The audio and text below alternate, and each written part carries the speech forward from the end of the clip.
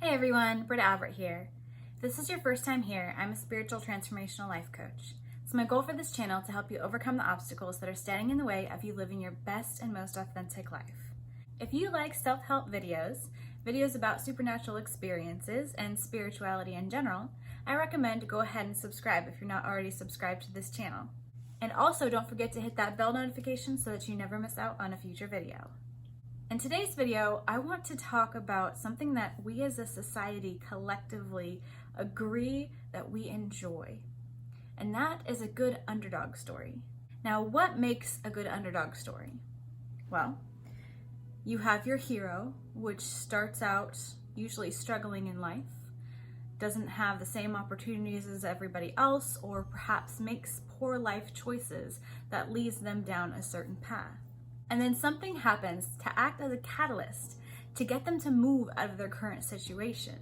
Either they change their mind, or there's divine intervention, somebody else gets involved, acts of God, what have you, that act as the catalyst to shift the dynamic and direction of this character's story. Now our main character finds himself on the road to redemption. We see better choices being made. We see courage, bravery. We see love and compassion.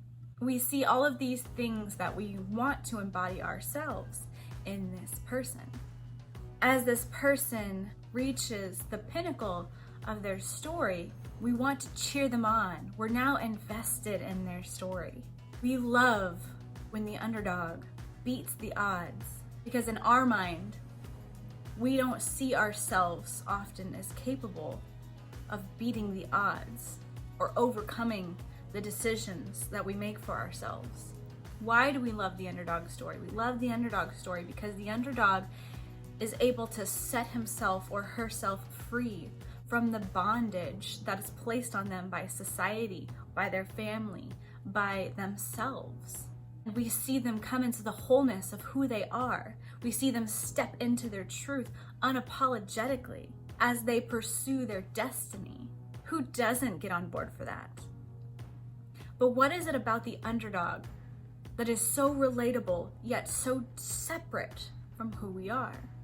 There are 3 phases of the underdog story that I want to discuss today.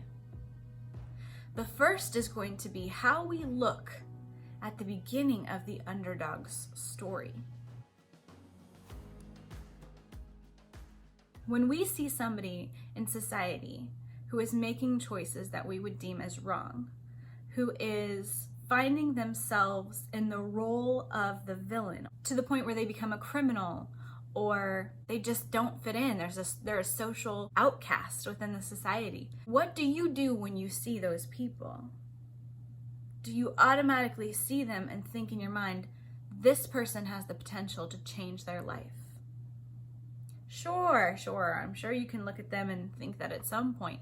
But what is the knee-jerk reaction of what happens when you see somebody who is making these choices? Either they're homeless, or they're a member of your family, or they're a friend that you used to go to school with, or it's a friend's child who is making decisions, say they're getting in drugs. And it's easier for you to separate yourself from the current situation because it's not your situation.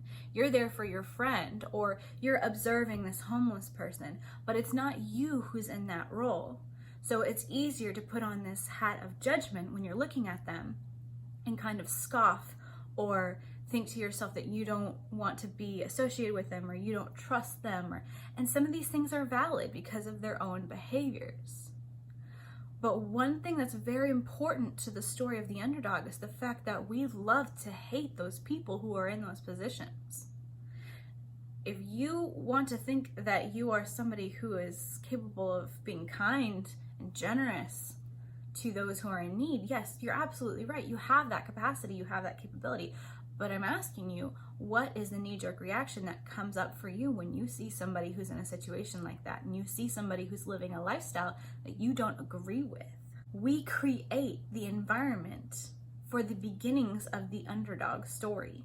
Collectively, as a society, we're not looking at people and seeing their potential. They have to decide within themselves via some sort of catalyst either deciding that they've had enough with the situation, they're not going to accept that as their reality, or something drastic happening in their life, like potentially a drug overdose. If somebody's struggling with drugs and they realize death is actually a possibility, and it shakes them to their core and gets them to wake up out of their situation. Or somebody who is losing their family because of gambling problems or alcohol or different situations. Whatever causes people to hit rock bottom is the catalyst that can propel them forward to decide to finally make a change.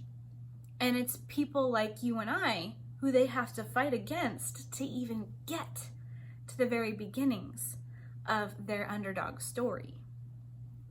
So with that in mind, I want to ask you, for as much as we love a good underdog story, can you find that you can have compassion for somebody and see a potential in them, understand that everybody has the potential for an underdog story, and maybe this person hasn't hit rock bottom yet, or maybe they just hit rock bottom and they're starting to turn things around. You don't always get the benefit of knowing somebody's situation and where they're at in their destiny, where they're at in their purpose. And can it be okay for some people to choose to experience a life where they don't have the underdog story? Does their life still matter? Can they still have value?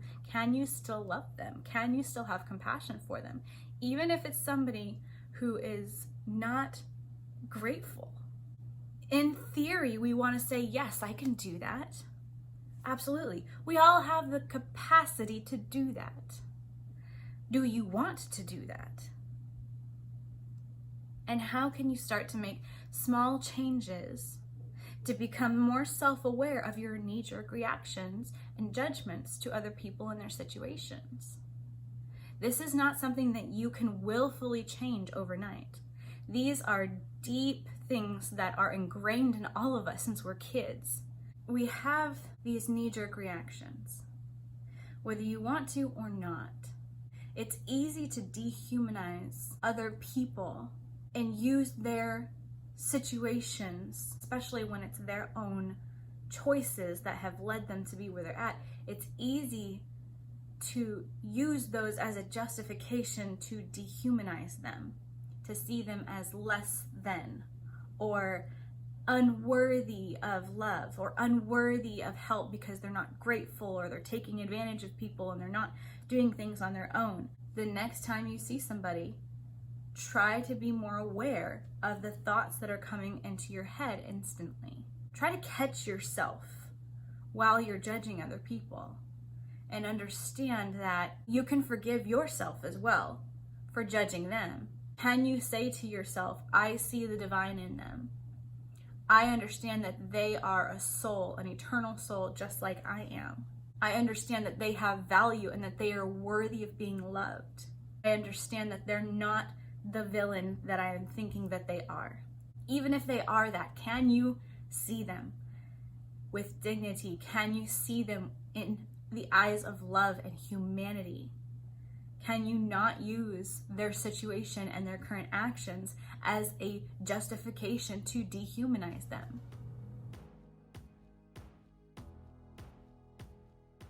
The second phase of the underdog story is right after the catalyst. So whatever the catalyst is that comes into the underdog's storyline, we find them as they're picking up the pieces.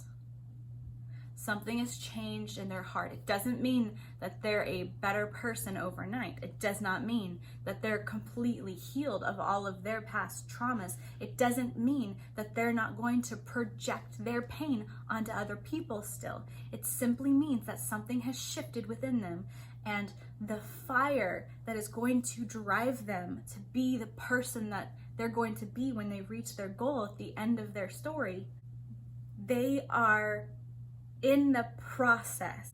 Everything is stripped away and you have to be rebuilt. When people are going through this stage of the underdog story, you don't know what they're having to let go of. Usually it's control. Usually it's facing anger, healing anger, seeing the pain that's behind that mask of anger, which I have really exciting stuff coming up on that soon.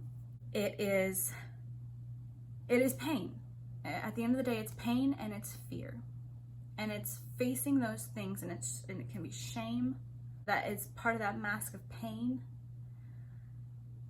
All of these things they're going to have to face and forgive themselves and heal. And you don't know where they're at on their journey.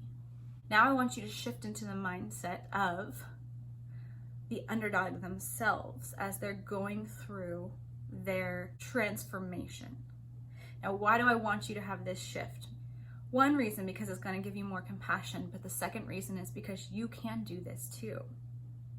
The reason that we love a good underdog story is because there's something within us that wishes that we could be that strong, that we could have that level of freedom. Right after the catalyst, when the underdog starts its journey, it is shifting out of survival mode. When we live in survival mode, it's very closed. We're very closed off. We're closed off to hope. We're closed off to love. We're closed off to joy. We are surviving. It's all about the basic necessities: a roof over our head, food to eat, water to drink, clothes on our body, and a way to continue receiving this. So would usually be some sort of employment. When those 5 things are met, we're able to add more, such as relationships with other people, such as being able to have hobbies and really open up ourselves to experience life again. But we can't do any of that until we get out of survival mode. When you're in the process of going from being broke to being okay and understanding that you're safe, or you're getting yourself to a place that is safe, that can be extremely challenging. Because not only are you having to trust yourself, you're also having to trust the environment around you enough to even settle in, relax, and breathe, and really feel you're safe. What's necessary in those moments is reminding yourself that you are worthy of good things, that you are allowed to be successful and have good things. It's going to take some time for you to trust yourself, trust others, and trust the world around you, that you are safe, that this is real, that you are worthy of love, that you are worthy of good things, that you are worthy and capable of more than just surviving. You're capable of more than just living and experiencing and enjoying. You're capable and worthy of thriving. Do you see the difference?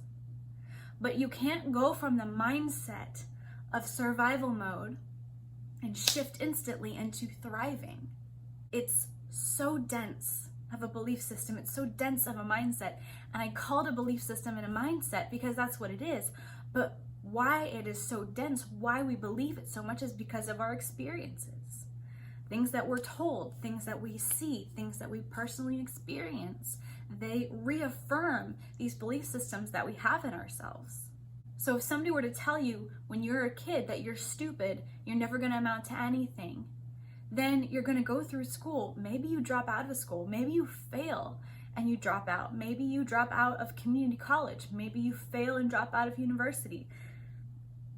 Maybe you don't even try to get an education. Maybe you go straight into the workforce and you get fired from your job. And all of these things are happening and you feel like they're happening to you, but ultimately you're the one creating that reality. You're the one who's either not studying or not getting to work on time or whatever the situation is, but you believe this about yourself. So you are creating this as your reality.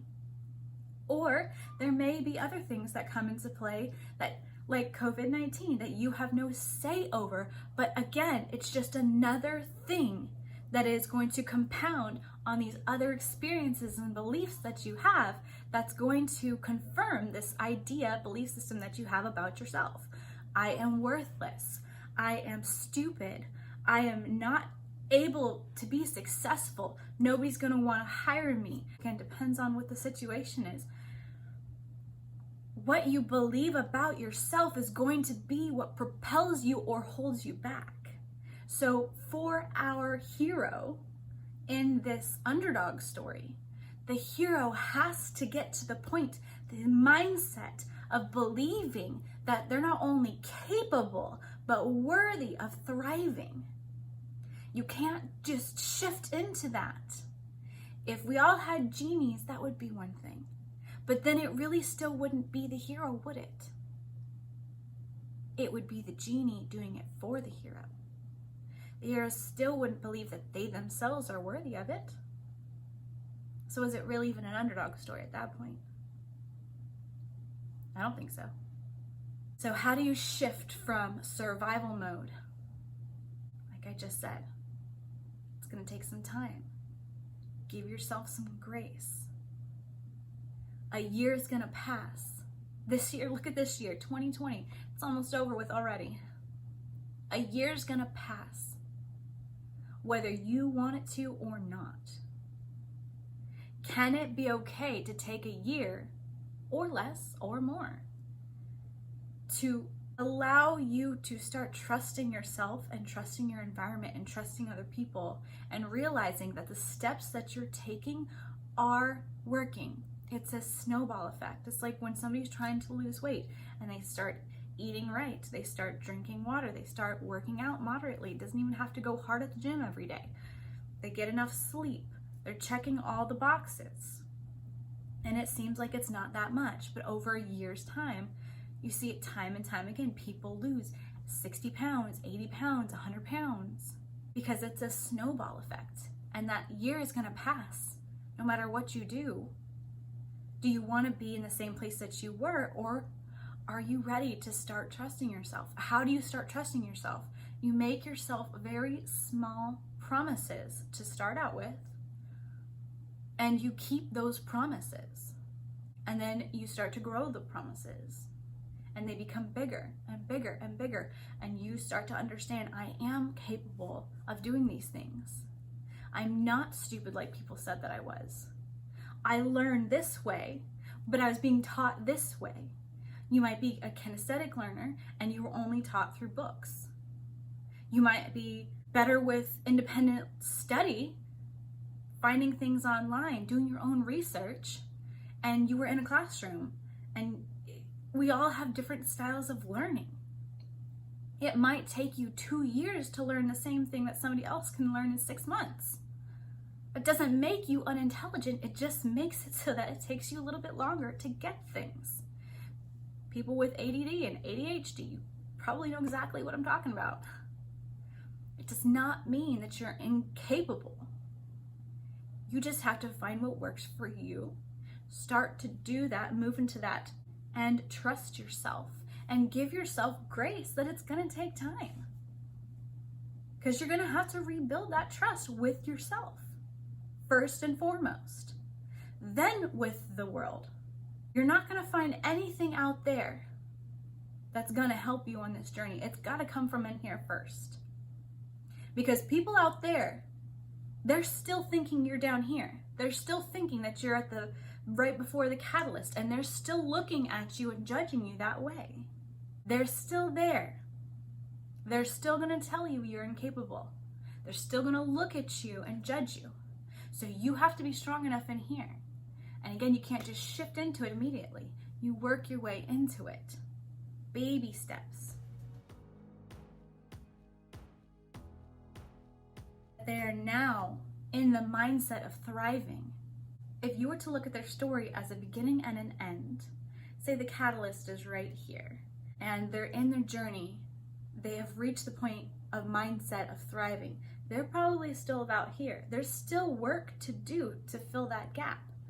Just because you've reached the thriving mindset and you've healed the trauma and you've healed the wounds and you've forgiven yourself doesn't mean your work is done and you've achieved your goal. It means you're close, but there's still work to do. But how much faster and how much farther can you go when you have that fire within you where nobody can tell you no? Nobody can convince you you're dumb. You've hit this level of freedom that gives you this speed, and it pushes you and propels you forward towards your goal, towards your destination. That is arguably better than even hitting your goal, because you have freed yourself. You have healed your traumas. You have changed your mindset. You gained confidence. You respect yourself. You respect your body. You respect your space. And you have created boundaries with other people. Yeah, you can accomplish this goal. The steps from here to here, they're so small. You get there just like that. Yes, there's still steps, but it's so fast when you're already in that mindset. And then when you reach that goal, you don't die. That's not the end of the story. They say, and they lived happily ever after. What does that mean? That means there are more adventures to come. There are more goals to set and achieve. And once you've reached that point, you've proven to yourself, I did it. And everybody thought I couldn't. But now, what am I going to do? Yes, I'm going to continue on my journey, and I'm going to make new goals. I'm going to reach those goals. But I'm also realizing that I made friends along the way. And I'm not standing here by myself. I'm standing here with others. And some may stay and some may leave depending on what's going on with their life and what their path is. But I am now capable of recreating what I just went through. And now I'm uniquely qualified and equipped to help other people who lived a similar experience, who have similar goals, who struggle with similar things that I did, things that I healed. Now, I am uniquely qualified. I received this degree in life that I didn't even know was possible, that I can teach others. And they can be here with me too if they choose to. But I understand the mindset of before the catalyst, during the catalyst, and after the catalyst. So I am also uniquely qualified to possess a level of compassion and patience and understanding that is not going to happen until that person is ready, until they've reached whatever their catalyst looks like. And that's okay. Because if you were to try to force somebody into healing when they're not ready, it's catastrophic for everybody. It can literally re-wound people and create second injury in their mind to try to force them into accepting. And this isn't even for people who are really, really struggling at life. Like, this is not for your drug addicts. This is not for your homeless. This is for your parents. This is for your grandparents. This is for your siblings. This is for your coworkers. This may even be for yourself, who are not accepting responsibility for their life choices, who refuse to acknowledge their part in things. Can that be okay? Because if you were to try to force them, even though you want them to experience what it's like to thrive, what it's like to be there, they'll appreciate your story, but they won't see themselves there. And you'll want them to be there, but you can't pull them there. It's just like the quantum shift. You can't just jump from survival mode to thriving mode. They have to go on their journey, but you'll be uniquely qualified for that specific level of patience, compassion, and understanding to be there when they're ready and recognize the signs that they're probably not going to communicate when it's happening and when they're going through their catalyst. And you can be the person for them that you wish somebody was there for you when you were going through your journey, when you were going through your awakening, you were going through your healing. Welcome to your story. I hope that you see what you're capable of, and you can do this journey. You can start now where you're at and change how you see other people. We don't know who's going through the journey, but a lot of people are. Some people may never, and that's okay too. And some people might not do it for another 20 years. Can that be okay? Stop dehumanizing people and using their situation as a justification to do so.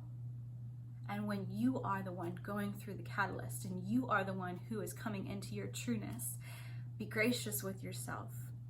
Be compassionate with yourself. Allow yourself to trust yourself again. And step by step, phase out of surviving and into thriving. And when you've reached that first goal, that first big milestone, enjoy where you're at, enjoy what you went through, celebrate yourself, recognize everything that came and how your life transformed. Make your new goals and start to pursue them. And look for others who you are now uniquely qualified to assist as well. I love you guys so much. Again, if you are not subscribed, please hit that subscribe button. Let's continue to grow this community. Share this video with somebody who you think needs to hear it. And I will see you guys next time.